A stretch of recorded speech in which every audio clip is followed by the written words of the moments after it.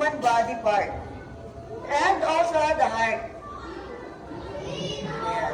Ang kalatan po to, hindi to akin, sa ating lahat po to.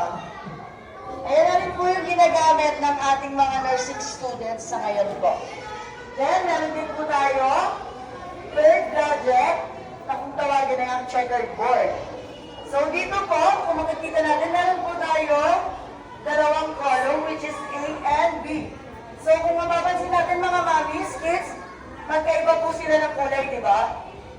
Yes. Napansin niyo po na magkaiba, pero hindi naman po talaga. Kasi magkakulay po yan. Parehas po yan ng kulay.